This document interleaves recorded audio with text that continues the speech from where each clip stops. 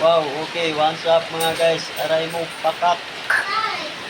Gandang hapon po guys. Dito po tayo sa bahay. Ang lakas ng ulan guys. Buti na lang pag tulo ko sa ating mga guys. Dito na kami naabutan ng ulan. Eh, sa daan pa ano guys, naabutan ng ulan. Ang lamig guys. Basta yung mga dito natin guys. Ang lakas ng ulan dito guys.